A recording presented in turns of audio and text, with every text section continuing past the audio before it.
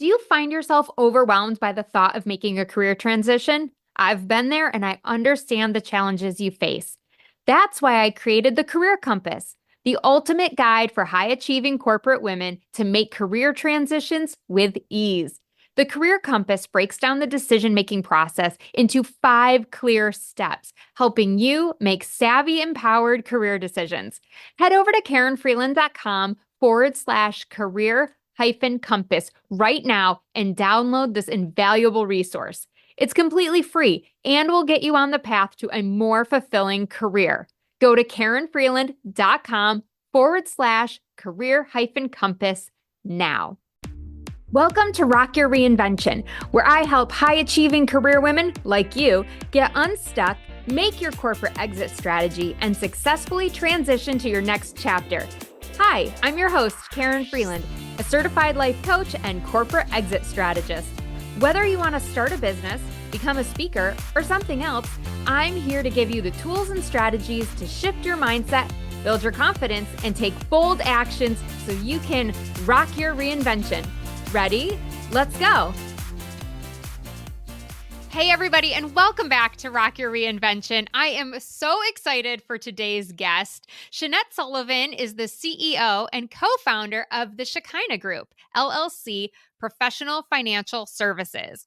She holds a Bachelor of Arts in Accounting and has her MBA with over 25 years of experience in accounting and tax preparation and 12 years as a financial analyst. She's a certified life and financial coach and has held numerous seminars on personal and business financial management, which is why she's here today. She is a 2023 SC Women in Business Award recipient, and she helps businesses of all sizes, but her true love is working with female accountants, service-based entrepreneurs, and ministry leaders and helping them overcome their challenges of managing their time and finances. Her goal is to empower them to take control of their time and money so they can prioritize themselves, spend more time with their families, and be more present for those they serve. I love that. And welcome to the show, Shonette. Thank you. Thank you so much, Carolyn. Thank you for having me. I appreciate it. Of course. And we met through Junior League. So I guess we should throw that in there too, that you are a member of the Junior League of Greenville, which is a women's service organization dedicating to helping women in leadership. Absolutely. But I do want to say, before I even met you in Junior League, you were an absolutely amazing person. When I reached out to you anonymously, you were not afraid to share any insights you had with me as I began the life coaching journey. So I really appreciate you, Karen.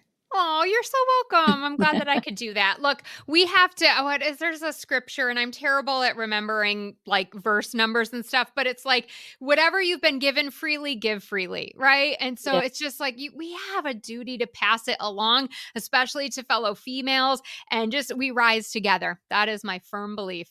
And you exemplify that. So I really do appreciate that. You are so welcome. Thank you for sharing that. You made my day.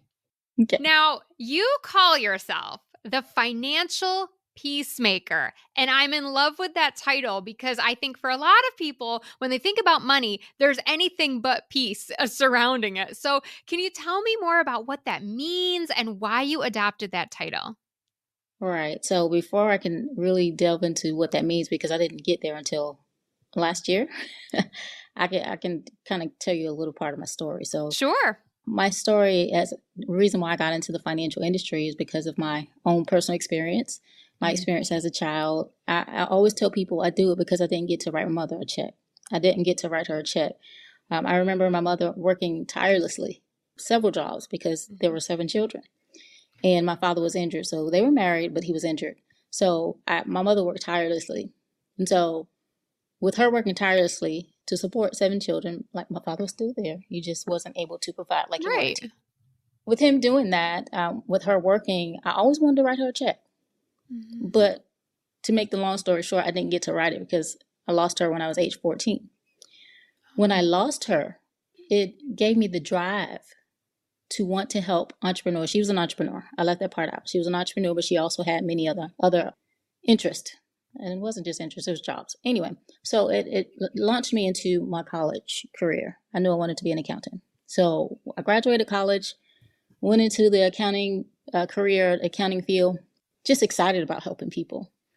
And when I started helping people, my drive and passion for helping women, entrepreneurs in specific, led me to what I'm doing now. So I became the financial peacemaker because I started offering bookkeeping, tax, budgeting, and different things of that sort. What I found was they wanted more than just advice about accounting and bookkeeping. They didn't have the true peace that they needed to embody in order to feel secure in their finances. Mm-hmm. So as I work with them, we're having budget review meetings, reviewing their financial statements, and I'm breaking the information down to them.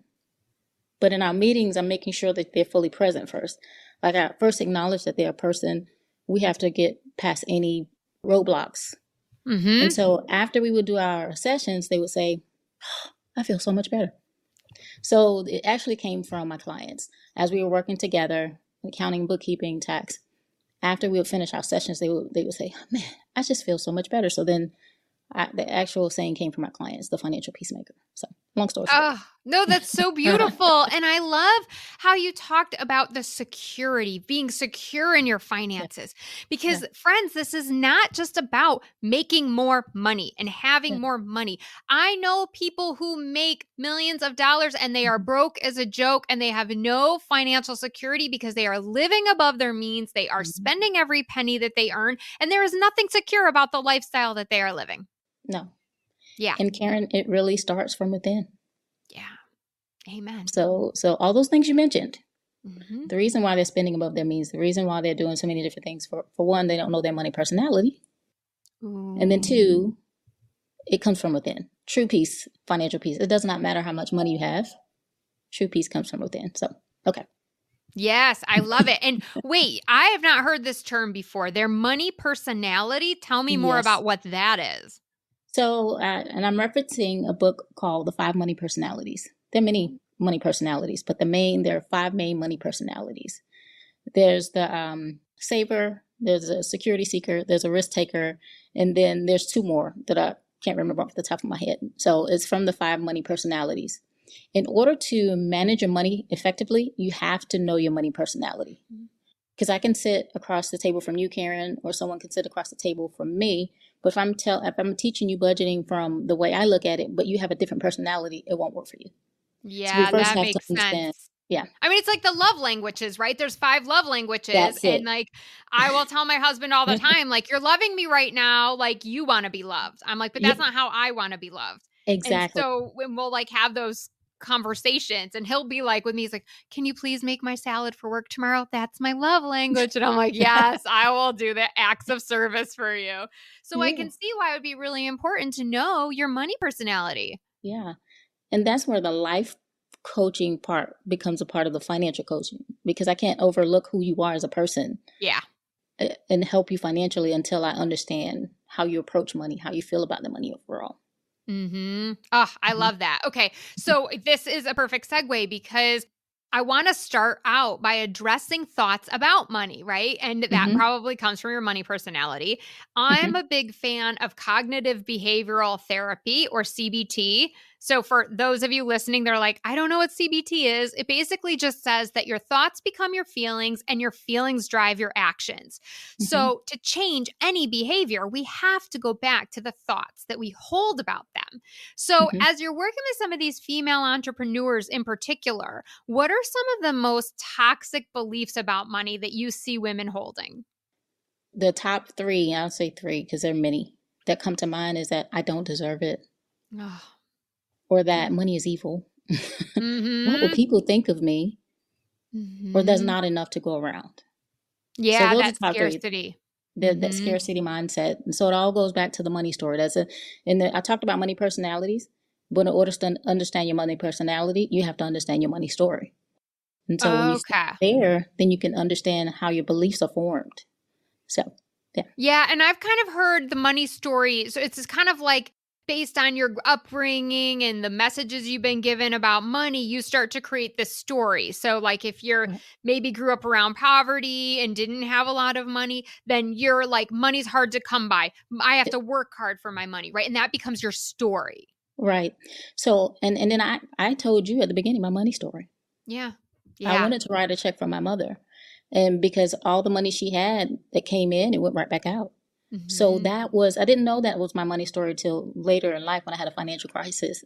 So as I Sure. sit as a financial peacemaker, I speak to you from a place of experience, not place of studying or judgment. So I speak to you from a place of experience that I, even as a financial guru, I hit a financial crisis because of my money story. And because I didn't get to write her a check, because I saw her money going in and out, I always felt like I had to work. I had to continue to achieve. There was the ceiling. There was no ceiling. Like I Mm-hmm. had to work. I had to achieve. I had to accomplish. I had to compete. Yeah, you'll And never be, it's never you'll good enough. Like never. you got to keep going and going and And you have going. to. Mm-hmm. And Mm-hmm. what I found is that I aligned myself with my mother's struggle when I didn't have to. So Right. we go back to the thoughts. And once we understand our story, then we can understand. We can identify why we do some of the things that we do.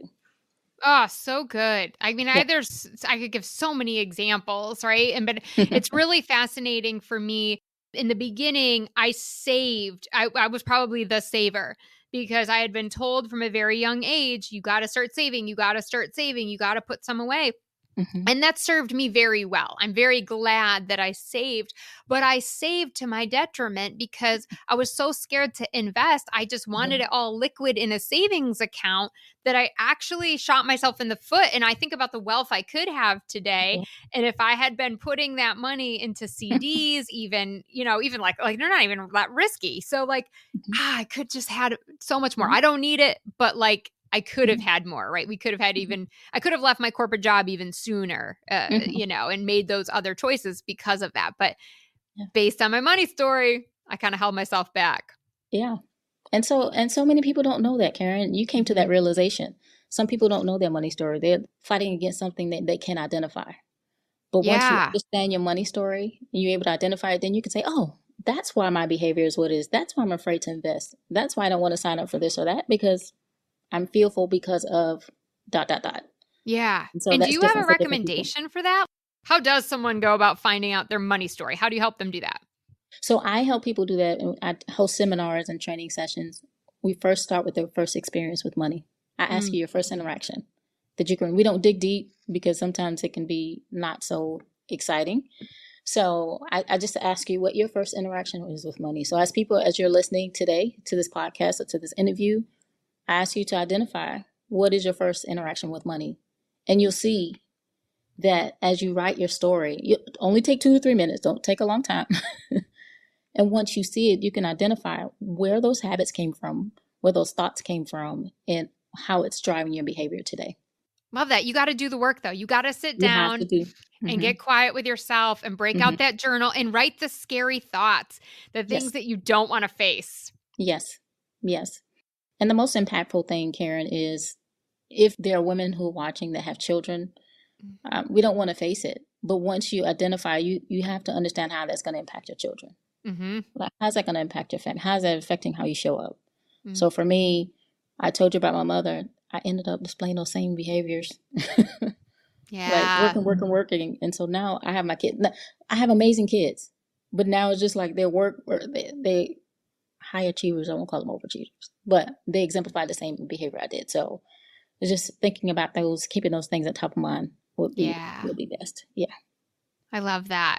And Yeah. let's talk a little bit about fear and money too, because I also think that fear drives a lot of our behaviors, Mm-hmm. especially in business, right? Like, Yeah. especially if we're not a risk taker, we are that saver, we might be Mm-hmm. holding ourselves back and living in that scarcity mindset versus the abundance mindset. So Mm-hmm. tell us a little bit about how this relationship influences your clients' behaviors.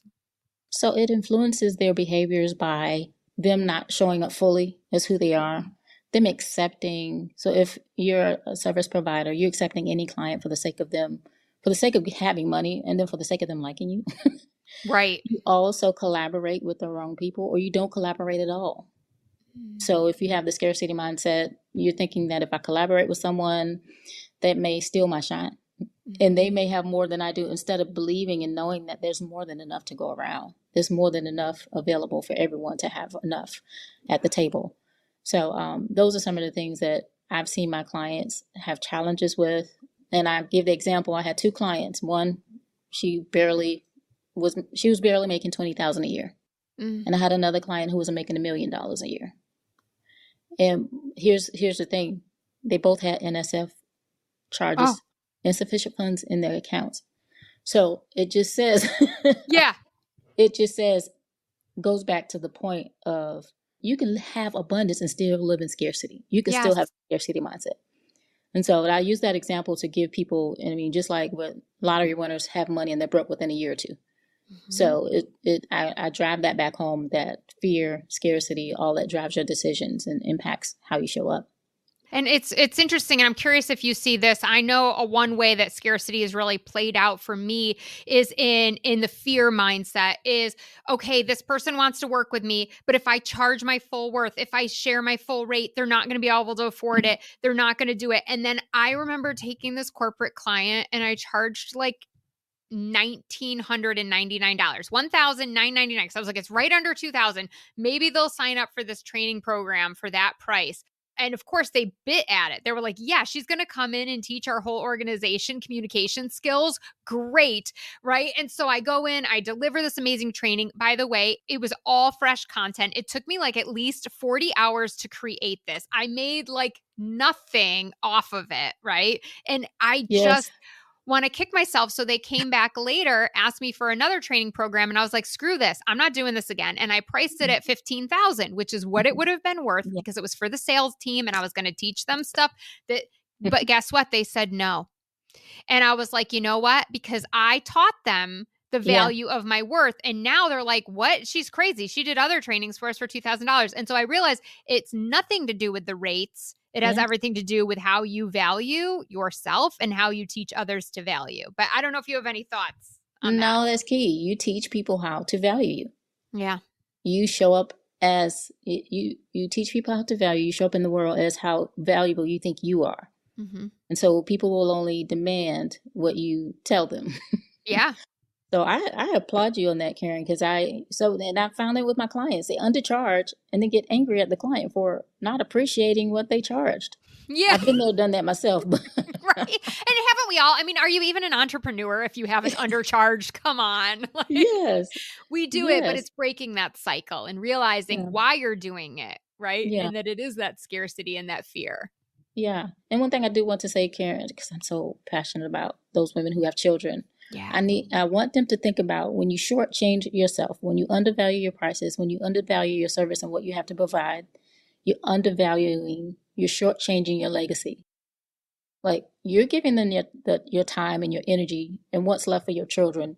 Is the value that you're providing for those people or the organization or for those clients, is it worth enough for you to lose time with your family that you won't get back? So make sure that when you're pricing your services, that you're pricing it enough for the time that you're not.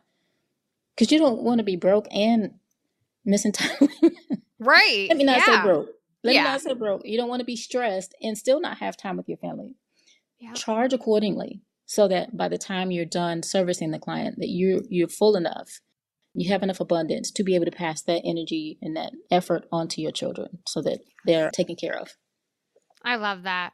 Yeah. Well said. I mean, we got to think about that time exchange, right? Time, money exchange. It's like, is this worth my time and energy? Yeah, for real. Yeah.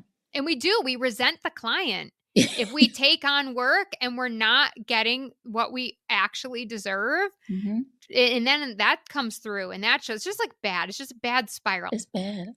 And then you start to resent yourself, Karen. Yeah. Yes. That's the biggest thing. You resent the client, then you're mad at yourself because you didn't. Yeah.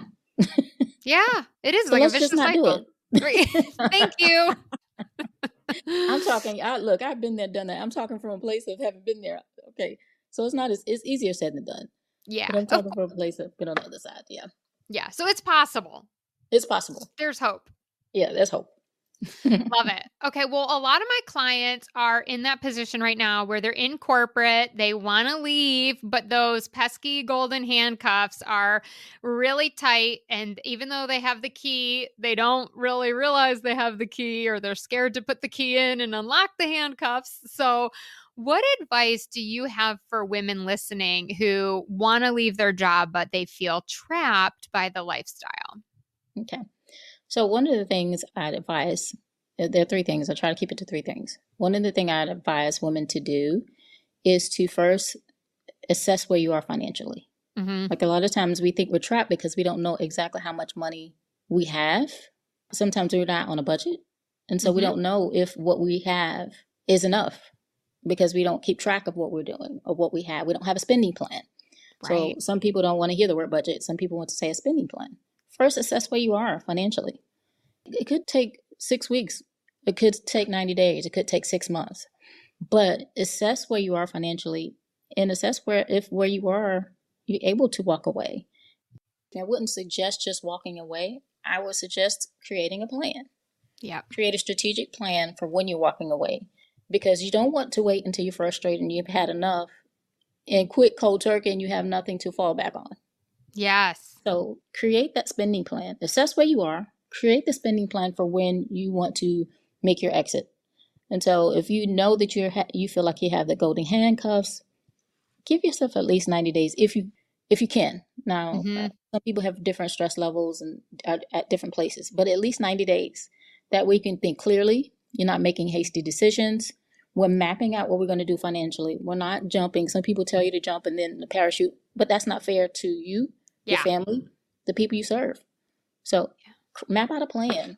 Make that plan at least 90 days. You can make it as long as you want or as short as you want, but give yourself time to adjust.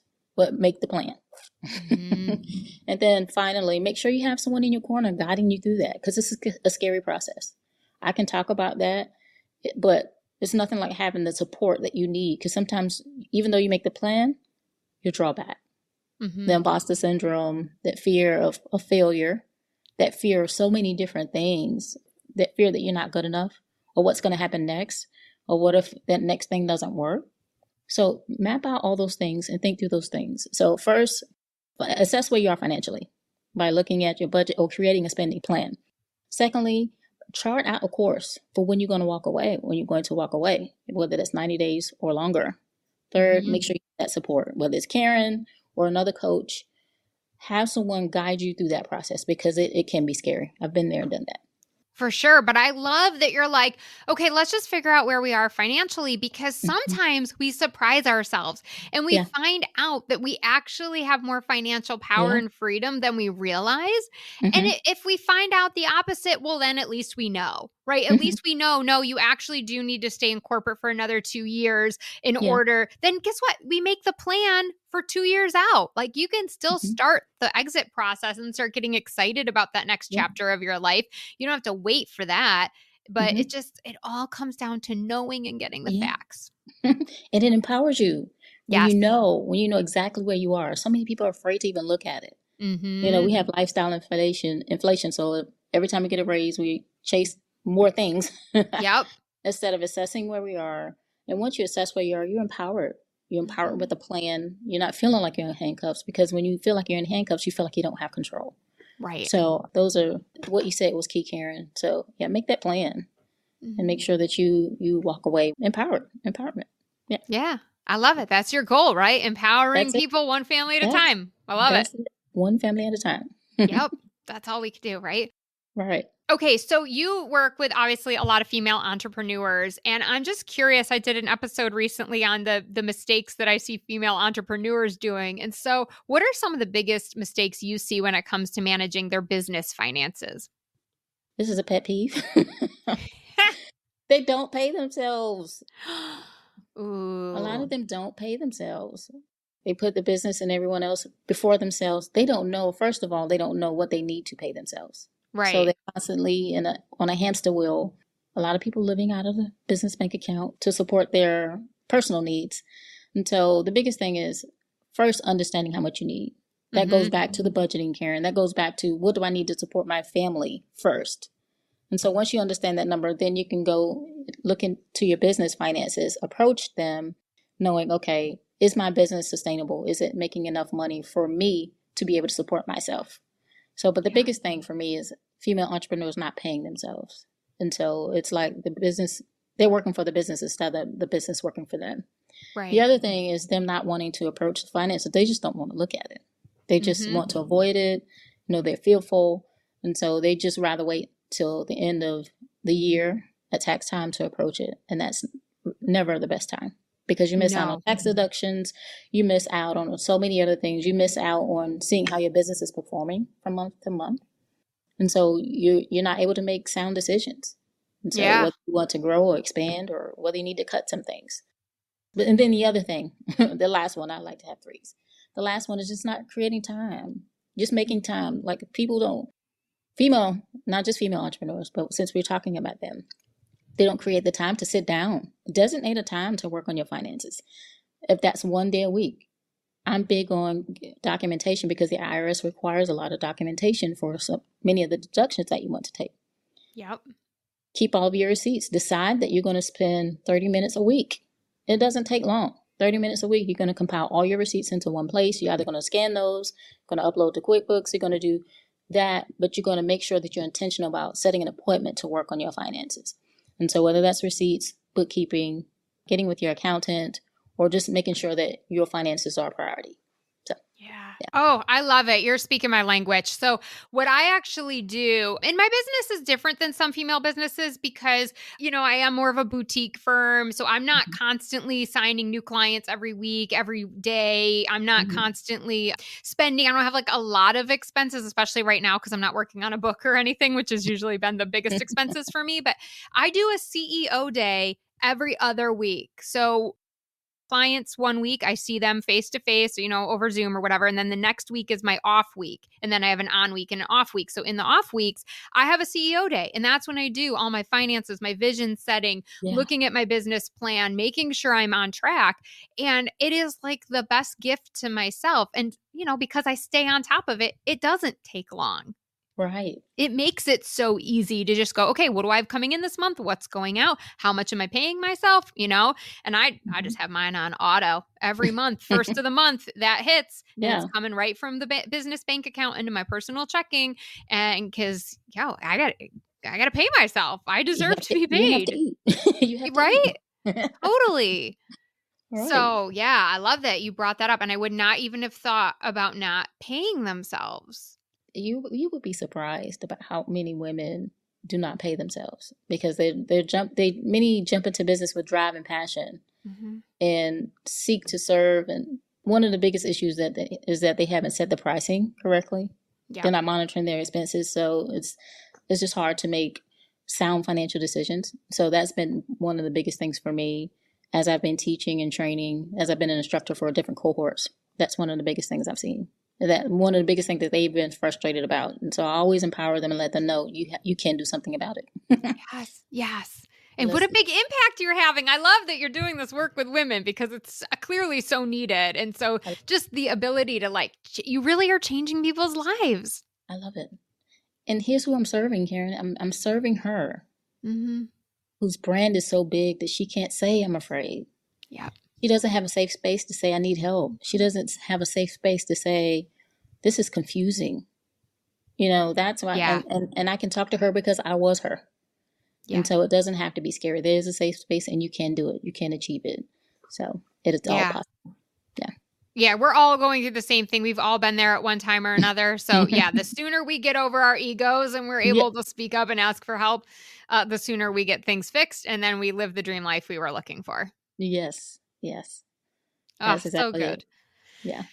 Well, one last thing I wanted to get your thoughts on is investing in ourselves. And, there have been some women recently that have been ready to make changes in their lives. They want to do it. And then they're like, oh, I don't know. I got to ask my husband. Oh, I don't know if I should spend this kind of money. I have some other financial things I'm thinking about.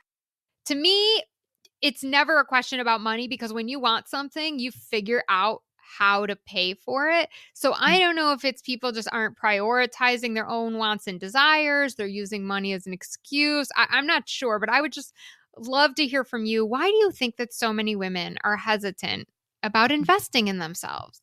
Well, I do want to validate some concerns that sometimes money is an issue, but a lot of times it isn't. And if they saw, for example, your program as an investment in themselves and how much value it could bring, then they would be more apt to not forget about the money, but make money less of an issue if money is not an issue. They would see that investing myself, I could show up more fully.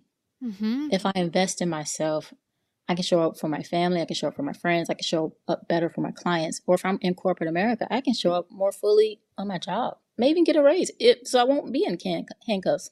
Right.